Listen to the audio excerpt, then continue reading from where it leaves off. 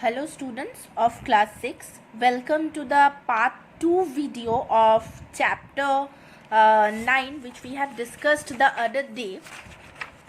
So this is your chapter 9, movements in animals. So in the last video I have explained the chapter, मतलब last video में मैंने ये chapter को explain कर दिया था और मैंने बोला था कि अगला जो वीडियो होगा उसमें तुम लोगों को क्वेश्चन आंसर्स मैं मार्क करा दूंगी. तो आज मैं दिखा रही हूँ कि किस तरह से कहाँ कहाँ पे तुम लोगों को क्वेश्चन आंसर्स मार्क करना है. तो जिस तरह से मैं दिखा रही हूँ तुम लोग उस तरह से पहले बुक में मार्क कर लो, जिस तरह तुम लोग क्लास में करते हो. देन तुम लोग ये अपना एक्सरसाइज कॉपी में कॉपी कर लेना. जिस दिन वीडियो मिलेगा उस डेट के हिसाब से. ओके, तो देखो पहला बात तो जो ऑब्जेक्टिव क्वेश्चन आंसर्स है वो मैंने सॉल्व कर दिया है और उसका पिक्चर मैं क्लिक करके व्हाट्सएप में तुम लोगों को भेज दिया जाएगा. सो ऑब्जेक्टिव क्वेश्चन का कोई चिंता नहीं है, वो तुम लोग पिक्चर देख के आराम से कॉपी कर सकते हो. तो जो मेन बॉदरेशन है वो है कि लॉन्ग क्वेश्चन, मतलब तुम लोग का ई पार्ट और एफ पार्ट. तो चलो देखते हैं कैसे सॉल्व करेंगे. तो देखो ई का 1 का क्या क्वेश्चन है, why do animals move from place to place. तो इसका आंसर जो है देखो लिखा हुआ है पेज नंबर 109 में है. तो हम लोग पेज नंबर 109 निकालेंगे. पेज नंबर 109 में देखो यहाँ पे मैंने मार्क किया है एकदम जो पहला वाला 2 लाइन है. देखो एनिमल मूव्स से शुरू करके रिप्रोडक्शन तक, जस्ट पहला 2 लाइन ये होगा ई का 1 का आंसर. पहला 2 लाइन एकदम चैप्टर का पहला 2 लाइन ये है ई का 1 का answer. Okay, next is question number 2. क्या है, how does the streamline of fish help them to move. Page number 111 निकालेंगे. वहां पे देखो जो मूवमेंट इन फिश है वहां पे देखो कहां से मार्क किया मैंने, स्ट्रीमलाइन शेप से लेके दिस को काट देना. Streamline shape helps fish to cut through the water easily. बस ये 2 लाइन ही लिखना है. ये है ई का 2 का आंसर. पेज नंबर 111 का ये है आंसर, स्ट्रीमलाइन से लेके इजीली तक.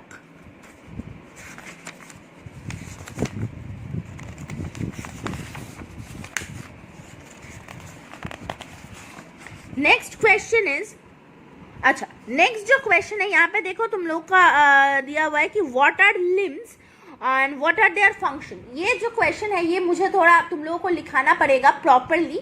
तो ये जब क्लास शुरू होगा तुम लोग एक स्टार मार्क दे के रखो, ये क्वेश्चन में एक स्टार मार्क दे के रखो. E3 का जो क्वेश्चन है, सॉरी E3 का जो क्वेश्चन है यहाँ पे एक स्टार मार्क दे के रखो. ये हम लोगों का जब क्लास शुरू होगा हम लोग तब ये क्वेश्चन डिस्कस कर लेंगे. तो नेक्स्ट इज ई का 4, what is cartilage, what is the role. चलो देखते हैं. पेज नंबर 118, पेज नंबर 118 में है ये आंसर. पेज नंबर 118 में है ये आंसर. देखो यहाँ पे है आंसर. कार्टिलेज कहाँ से करना है, देखो सेकेंड लाइन का जो लास्ट में ब्रैकेट है वहां पे शुरू होगा. Cartilage is a soft tissue attached to bones. It is flexible and elastic. यहाँ पे ब्रैकेट खत्म नहीं हो रहा है.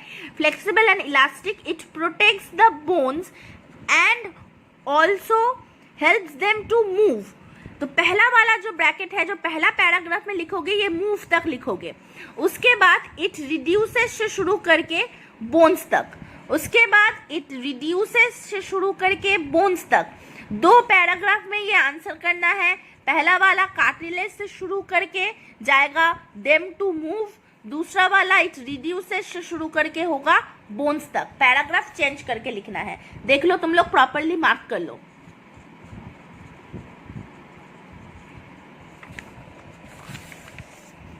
Next question is what are x-ray, what are x-ray, why are they commonly, where are they commonly used. Page number 118 देखो X-rays का जो पैराग्राफ है X-ray are the ray that can pass through muscle and tissue but not through bones. पहला line एक paragraph में लिखोगे, पहला जो लाइन है वो एक पैराग्राफ में लिखोगे, फिर दूसरा line they are used to obtain images that show the shape of the bones in our bodies तक. तो पहला लाइन एक पैराग्राफ में, फिर लाइन पैरा चेंज करके दूसरा लाइन और एक पैराग्राफ में. ये होगा इसका आंसर, पेज नंबर 118 में है.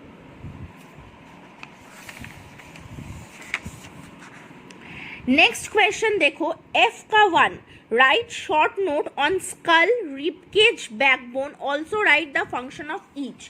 तो ये थोड़ा बड़ा क्वेश्चन है, देखते हैं किस तरह से करना है.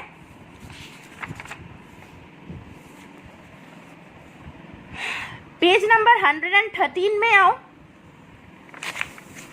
स्कल का पैराग्राफ देखो, द स्कल से लेके 14 बोन्स तक, द स्कल से लेके 14 बोन्स तक, द स्कल से लेके 14 बोन तक.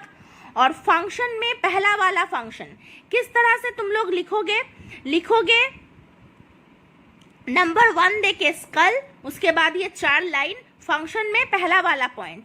नेक्स्ट नंबर 2 देके लिखोगे, देखो बैकबोन, बैकबोन का जो पैराग्राफ मार्क किया हुआ है, द बैकबोन से लेके वर्टिब्री तक उतना दूर लिखोगे, फिर फंक्शन में पहला वाला पॉइंट. तो नंबर 1 स्कल, नंबर 2 बैकबोन, उसके बाद नंबर 3 में जाएगा रिबकेज. रिबकेज में भी देखो ये पहला वाला पैराग्राफ, सिर्फ पहला 2 लाइन रिबकेज का, उसके बाद फंक्शन में जो पहला वाला फंक्शन है, it protects lungs, heart and major blood vessel, उतना दूर तक. रिबकेज का पहला 2 लाइन, उसके बाद फंक्शन. तो 1 2 3, 1 में स्कल, 2 में बैकबोन, 3 में रिबकेज. पहले डेफिनेशन लिखना है, उसके बाद एक एक करके फंक्शन देना है. ये जाएगा F का 3. ये आंसर है F का 1. आंसर है F का 1. नेक्स्ट देखो क्वेश्चन है, what are the different kinds of joint found in our body, describe each with 1 example. Page number 115. देखो कहां से शुरू करना है, यहां से शुरू करना है. The joints in the human body are broadly classified on the basis of their movement. पहला लाइन वो लिखना है, क्या लिखना है, the joint in the human body are broadly classified on the basis of their movement. ये है page number 15 में. The joint in the human body are broadly classified on the basis of their movement. फिर number 1 देखे immovable joint, फिर ये 2 line immovable joint से joint तक, immovable joint से joint तक. एग्जाम्पल में लिखोगे bones of the skull. क्या बोली मैं, नंबर 1 पॉइंट देके immovable joint, immovable से joint से लेके ये वाला सेकेंड लाइन का joint तक. एग्जाम्पल में bones of the skull. Number 2 देके slightly movable joint, यहाँ पे स्लाइटली मूवेबल जॉइंट से मूव स्लाइटली तक होगा. एग्जाम्पल में देखो joints of the backbone, example में जॉइंट्स ऑफ द बैकबोन. उसके बाद नंबर 3 में freely movable joints, freely movable joint देखो यहाँ से लेके ये मूवमेंट तक. और एग्जाम्पल में देखना ball and socket joint, example में बॉल एंड सॉकेट जॉइंट.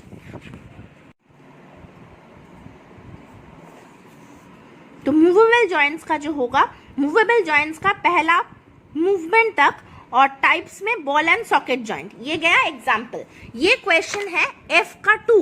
ये क्वेश्चन है F का 2. नेक्स्ट इज F का 3, डायग्राम पूछा है.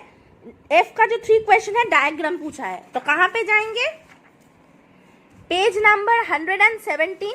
ये वाला जो डायग्राम है फिगर 9.15, ये डायग्राम करना है. और ये वाला जो पैराग्राफ है, वन एंड से लेके स्टार्ट करके रिलैक्सेस तक, वन एंड से लेके स्टार्ट करके रिलैक्सेस तक. ये वाला जो पैराग्राफ है, वन एंड से लेके स्टार्ट करके रिलैक्सेस तक, ये पैराग्राफ नीचे लिखना है. पहले फिगर ड्रॉ करना है, उसके बाद ये वाला लाइन लिखना है. That's it. ये हो गया तुम लोग का चैप्टर 9 का क्वेश्चन आंसर कंप्लीट. जहां पे डाउट्स होगा पॉज करके तुम लोग देख सकते हो, और फिर भी क्लियर ना हो तो हम लोग स्कूल खुलने के बाद डिस्कस कर लेंगे. Thank you.